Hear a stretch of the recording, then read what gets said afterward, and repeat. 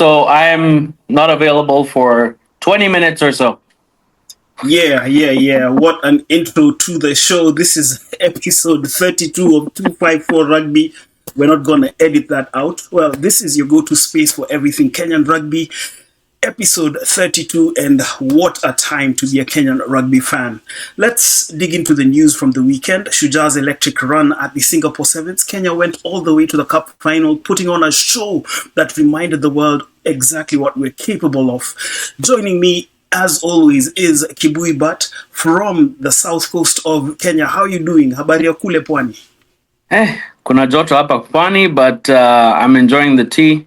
I'm enjoying the food. I'm enjoying the sun. So I have it till the end of the week and then I go back. So. Cons, I'm envious about the sun. Here we just see the sun. We don't feel the rays, but yeah. Seattle weather, how it can be. Yeah, I'll have a suntan by the weekend. So I'll be looking different next week. Absolutely. Now let's dig into Shujaa. They started their campaign at the Singapore Sevens with a strong 17-7 win over Ireland. They followed it up with that gritty 10-7 result against France, a result that actually saw them top the pool, qualify for the semi-finals. They met a Spanish side who are number 2 in the current rankings in the World Series. Shujaa were not having any of it, bossing out that match 12-5 to book a final showdown with none other than Fiji. I think against Fiji, we were punching against our weight, but still 21-12, a respectable scoreline. Now, that was a final. It was a battle. That's enough with me and the intros. Your take on Shujaa's performance in Singapore? Absolutely electrifying, mature and composed weekend that's what I took from it. At the Spain game, we let them back in, we gave them a shot, but we found a way to close the door. The season passed. In fact, this season, previous seasons, when we gave teams a chance, we somehow just let them take it over and we lost games. We would literally go and lose games, and we didn't do that against Spain. Fiji were just special this weekend. They put 33 on Argentina in their semi-final. Absolutely no shame in walking away from a 7-point loss in the final. But keep in mind, they scored the try with 10 seconds to go, and then he rushed the conversion and he missed it. If they make that conversion, then they potentially have a chance to push it to extra time. So they had a good showing, fantastic showing the whole weekend. I'm so proud of the boys and the team, technical bench. They brought it this weekend. I totally agree with you. It wasn't just talent that was on display. I think there was a masterclass in tactical execution from head coach Kevin Wambua and his technical bench. I think every face, every restart, every defensive read, every defensive play felt like, it was planned and it was deliberate. And then there was one interesting statistic heading into the final. No team scored against Shujaa in the first half of their 3 previous games heading into the game against Fiji.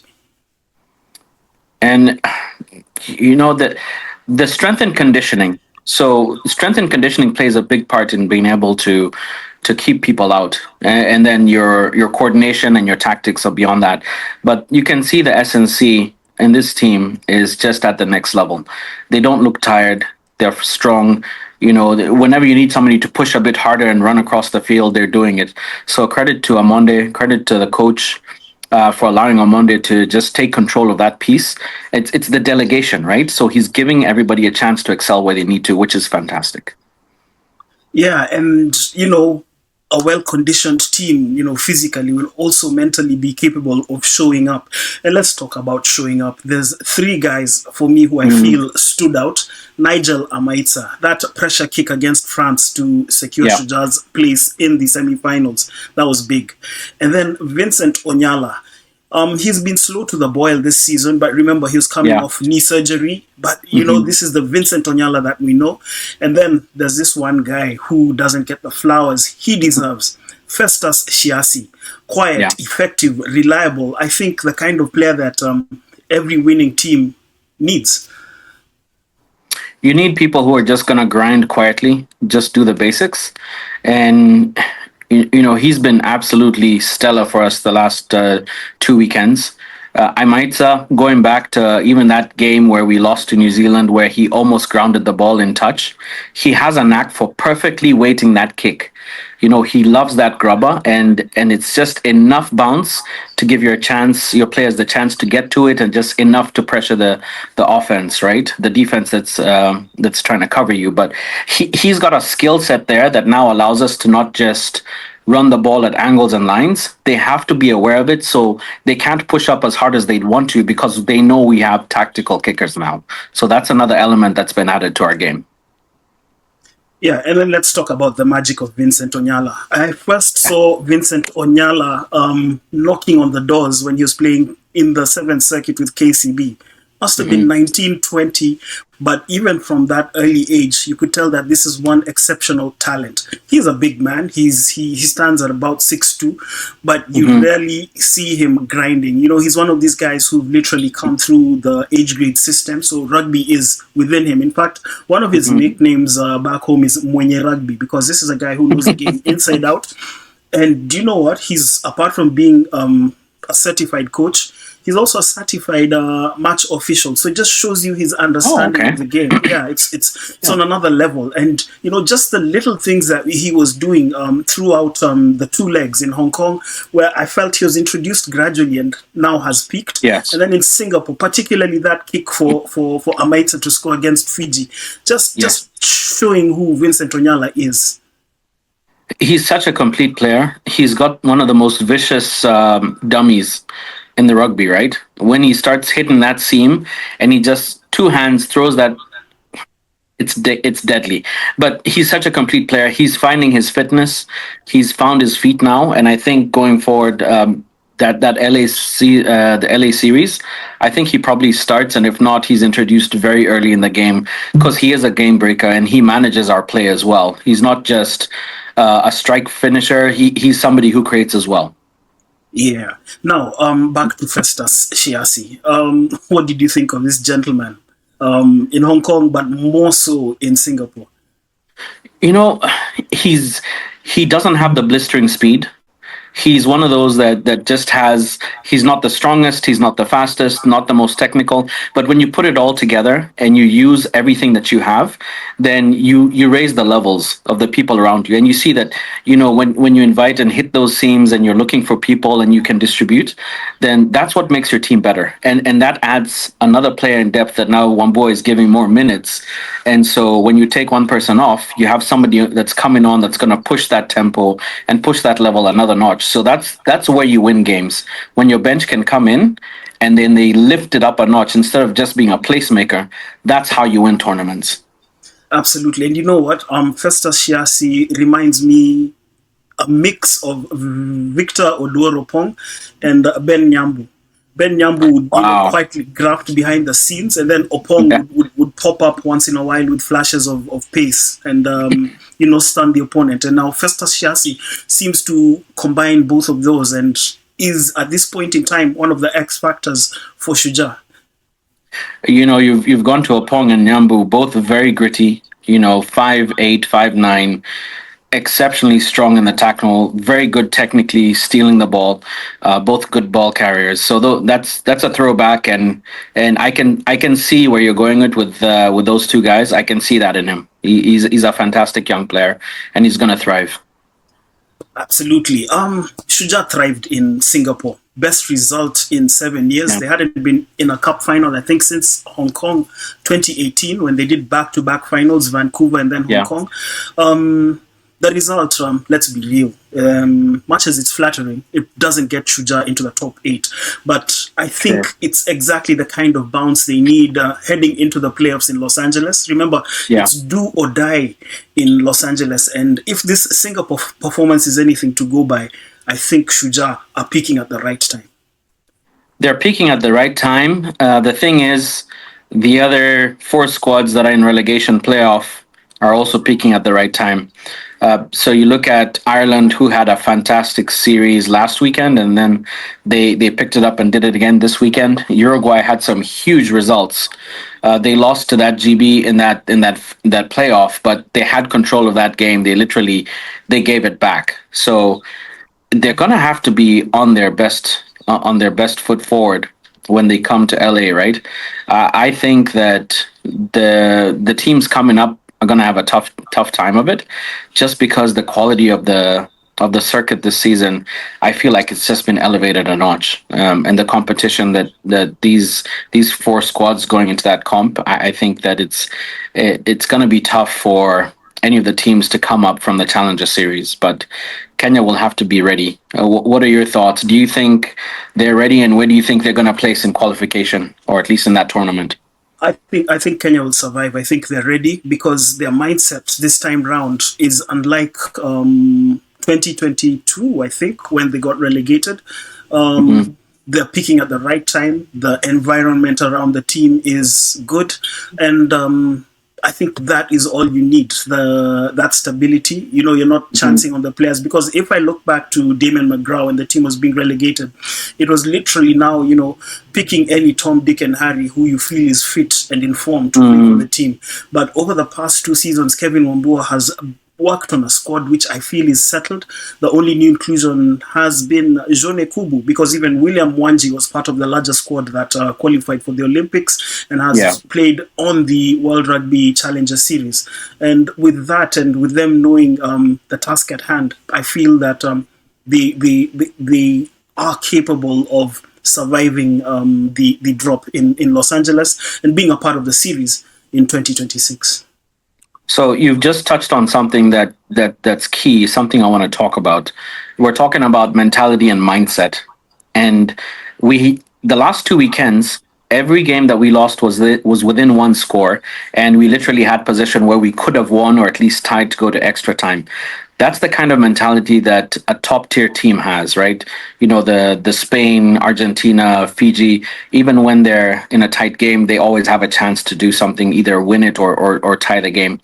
What happened to us in Vancouver? And my fear is between now and LA, I just hope that whatever happened in Vancouver doesn't happen here. What are your thoughts on what happened in Vancouver, and how can we avoid that for LA? I'd look at what happened in Vancouver from two aspects. Number one, the fact that Hmm. even during a dominant season, there's a point where you'll dip, you know, Yeah. and that was the dip. And then number two, there's been reports of a logistical nightmare which messed up the team. Reports Hmm. that the squad arrived in batches. Somebody tried to allude to the fact that they were hungry, but that I think is sensationalist. Yeah, I think Okay. I think at the end of the day, the logistical nightmare and just the fact that they were bound to be caught out. Everybody must have a bad day in the office, and I feel that was a bad day Yeah. for Shujaa, and I think it was the turning point. I think that's where they realized that from here now, we just have to be business like heading out throughout the rest of the Challenger Series. So I think that's what happened, and I know that it's been two tournaments since then, Hong Kong and Singapore. I feel that they are in the right frame of mind Yeah. heading into Los Angeles, and it's just around the corner. It's not too far off. That's true. It's not far away. So I'm hoping that they'll take this momentum, take that mentality. I hope everything logistically is just right, so that when they step on that field in LA, that they're charged up and ready to go. I want to see them put some hurt on some sides. I want them to just put a beating on them. I want big, strong scores. I want Watu Watoke Nambao. You know, Yes. they were saying that's what Yeah, I that's what I want to see. absolutely. Yeah. Yeah, same. I want to see authoritative performances as well. I want Yeah. to see them stay up. I want to see them justify their stay on the World Rugby Sevens series. We all know that World Rugby needs Shujaa. Just look at the Kenya corner throughout the series, and trust you me, the series will be dull without Shujaa. There's also that. So I want them to do it for themselves and to do it Yes. for the fans, because people find a reason to travel around the world. And I think Kibui, we should big up Konye for Yes. being omnipresent. I think this is one guy who Yeah. epitomizes what it is to follow Shujaa, and that is the reason why Shujaa just have to do the business in Los Angeles, and I know that they will. There's no doubt on my end. Yeah, there were several guys who traveled from the US, guys who traveled from Kenya to go watch in Singapore and Hong Kong, and there are people who live and work all over the diaspora. And Australia, England, Twickenham when it was there. LA is always a standard, Vancouver, and the media focus on the Kenyan fans because we bring that unique energy, we bring that passion, and people want to come and hang around with us. You ever go to a tournament, people just congregate because the energy there is just different. So, Yeah. we I think World Rugby want Kenya to survive as well because we're a huge part of what they do too. Yeah, in fact, let me digress for a second. I remember I was doing the London Sevens a few years back. So I Yeah. was on the train to the airport, obviously Mhm. decked in my KRU Subway. apparel, on the subway.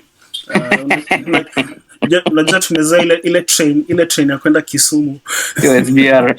Yeah. Anyway, so I was on um, the subway, and some guy saw me. He was a World Rugby referee, Ben Kraus. He's now yeah. Ben Kraus. So and he immediately started shouting, "Kenya, Kenya!" Just the two of us on the What? train. Yep. And he's like, "You guys, I can spot you from a mile away. Your energy is infectious." And he said Mm, even he enjoyed officiating in Kenya because he yeah. actually made his international officiating debut during the Safari Sevens. He got to Oh wow. referee. Yeah, he got to referee the World Rugby Sevens series, and he just said he loved the vibe that the Kenyans bring. And so I mean, there's so many reasons for Shujaa to be out there. And now Kibui, we're not done flying the flag because the women Mhm. are on the cusp of history. The Lionesses, they're leading the World Rugby Sevens Challenger Series. Look at Yeah. it; they're beaten after 2 rounds. They've won. How many games do they play? I think I six think it's games. it's it's 6 games. Yeah. Yeah, so they've played 12, won Yes. 12. And heading into the final round, which is this weekend in Krakow, Poland, they've already Yes. secured their spot in Los Angeles. So for the guys going to Los Angeles, I mean, there's double fun. I mean, double reasons to cheer the Kenyan teams. Now, success in Los Angeles means a historic qualification to the Women's World Rugby Sevens series for the Hmm. first time ever.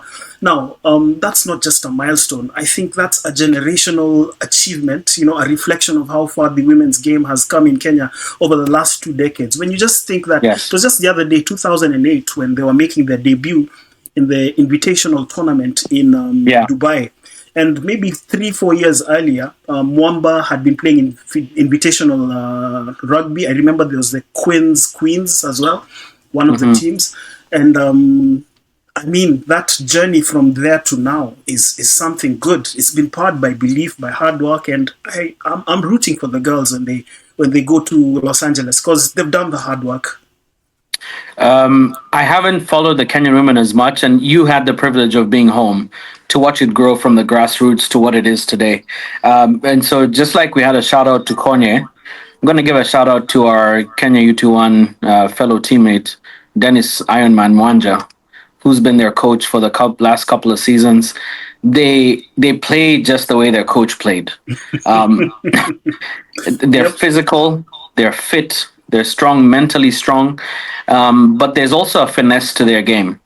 It's not just first body route one rugby. Mariah is a very very clinical playmaker on the rucks. Joyce Okulu in the midfield. She leads both offensively and defensively. I've seen some massive hits the last couple of weekends. There are plenty of women who will probably look at her coming down the line when the ball is coming out, and they'll need to think twice about whether they want to receive it or just just let it whisk past them because she's going to take your ribs out. And to see that level of play, and then watching the games against South Africa and Argentina, who were really their competition in the series, right? You watch them play, and it's not just rushing up; it's measured. Their defense is measured. They understand. They communicate so well. You'll see them rushing up, and then if somebody sees that there's a mismatch, or they'll pause, kind of drift, and call. They'll be calling and screaming, "Come, push with me," and I think what Mwanja has done is taken a very strong physically dominant side, and he's given them that panache and finesse. And I think that they're definitely going to make the series next season, and they're going to be a side that's going to compete and be very competitive week in week out, even with the big guns like Australia and New Zealand. I don't think they're going to be pushed over. So I agree. And, like for Dennis Mwanja, like you said, he's brought structure, belief, and a yeah. tactical edge to the team. But Deno sometimes has some outlandish statements. I remember interviewing him after the Rugby Africa Cup in November. Mhm. And he said, these South Africans, we're going to their home ground and we're going to arrest them in front of their parents and children. Yeah. and he actually did it. So I But did he recall stick to his word? That's the question. He stuck to his word. he stuck to his word. So what I did was as soon Mm, as they beat South Africa in the first Challenger Series final, I yeah. sent him the clip of the interview we did. I just Mm, sent it and I said, "You did it," and he had a hearty laugh. And then after the second game again, I said, "You did it again." mm, Yeah, and you can see there's that stability from Deno in the technical bench, but I yeah. think, look, this is not a paid it's not a paid what can I say, appreciation, but M-Pesa, Yes. the Lionesses shirt sponsor. I mean, Yeah. they took a leap of faith, because I'll tell you, getting sponsorship for the women has been virtually difficult. Everybody wants to associate with the men's brands, and Sure. particularly Shujaa. So you see M-Pesa just coming on board. I think that backing it's been more than financial. It's been symbolic, because it says that we believe in women's rugby. And Yes. trust you me, that 100%. belief is being repaid on the Yeah. pitch. And you know what? The Lionesses are making them proud, and they are a property that deserves a lot more support. And to this bunch, and also to the Lionesses who pioneered before them, we are Yeah. just giving them their flowers right now, regardless of what happens in the future. Just taking women's rugby in Kenya to this level has been something else. There was something so amazing about their win, and then them in a circle, all hugged up and singing in unison. Beautiful. Like it brought shivers down my spine. People don't understand when you tell them you've stood in front of a crowd and had the national anthem sang for you. You know the pride that you feel in your soul, and I remember listening to those ladies sing, and I just you can't help but feel that pride and that nationalism, and just excited for them to push to that next level. These girls will be competitive at the next level, so I'm looking forward to seeing it. I'm not even worried about them not qualifying. I don't mean to be arrogant, but I've seen enough of their games and watched the women on the top level of the series to believe that they should push through Absolutely. And remember, they're playing, the fact that they've this qualified. weekend. Yeah, I know they're playing this weekend. I don't know their fixtures. I don't know their opponents, because I think in the back of my mind, them having qualified for the playoffs is big enough. But still, I'm going to follow their fixtures, and just Yeah, want to wish them the best of luck in Poland. Finish off yeah, the regular season on a high and gain that yes, momentum heading into Los Angeles. fantastic. I'm looking forward to that too. Yeah. Now, locally, it's another institutional final in the Kenya Cup. I know you follow Kenyan rugby, but from a distance. Yep, Kabras yep, Sugar in their 10th consecutive final, playing yep. against the Menengai Oilers, who are playing in their second final. Um, So what Menengai what went what's to the den and they beat man they put a beating on KCB. man heaviest defeat for KCB since they started playing in Ruaraka in 2002. And did Yes. you Yeah. did you I the 2003 Kenya Cup semi-final ranks as KCB's heaviest Kenya Cup defeat to date. I know, because I played in that You were semi-final there. against Queens, and the boot of Peter Abuoga punished us. That game, it ended Yeah. 31-3 at the RFUA ground. That's the heaviest defeat that KCB has suffered in 22 years. Then the Oilers come and inflict the second heaviest defeat on KCB in 23 years. That was a Yeah. massive statement, and for it to happen in Ruaraka is even worse. So I managed to make time to meet with my old rugby coach. You know him well, Andy Kimwele, former Yes. Kenya Sevens, Kenya 15s, KCB winger, and Yeah. we had a chat about it. And he told me that Menengai just came to play. KCB are in a bit of a rebuilding phase, a younger squad, but he just said that they just came and played total rugby, and it is what it is. Sometimes, like Abs- you said, bad day at the office. Absolutely. But also Yeah. speaking with the pain of an old boy, you must you must point out, yeah, but kudos to the Oilers. Yeah. In the 2022 Mm. final, they actually led Cabras 18-8 at the interval.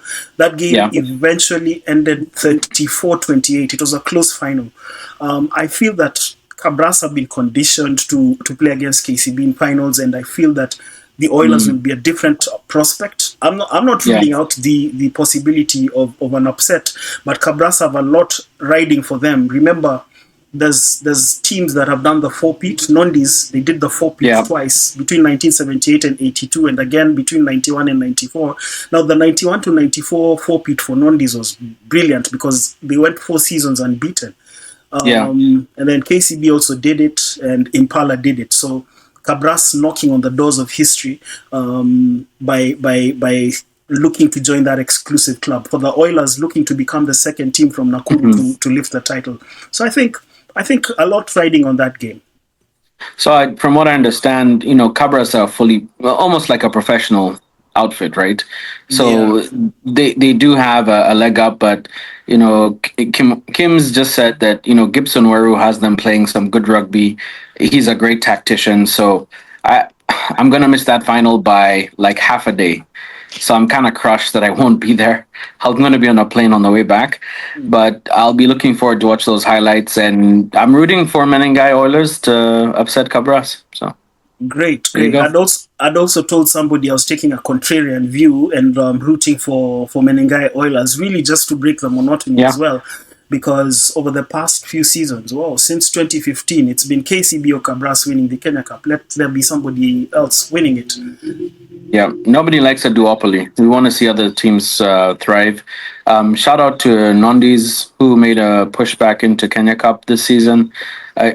Disappointed that Quins couldn't get over them, but we do need competitive sides for Kenyan rugby to advance, right? It can't Yeah. just be KCB and Cabras and Menengai. We do need players being pulled out from Nondis, Quins, and all the other sides, Leos, all the other sides in the Kenya Cup. So it's good to see a bit more competition in that top 6, 7. So hoping that gets pushed up a level next season and hoping for a good final this weekend. Absolutely. Also hoping for that. Well, it's been great hosting you on Yes, 254 sir. Rugby. We definitely Yeah. need to compare notes next time. To all the teams Let's see playing. if we can drag Mr. Mwanja on after they make their qualification. Our alumni. Absolutely. We definitely need to do that. Yeah. Oh, Yeah. good So deal. to all the teams playing in Poland and in Kakamega this coming weekend, all the best from 254 Rugby. Signing off. Thank you for Yeah. having me, sir. Anytime. Thanks. All right, cheers. Cheers.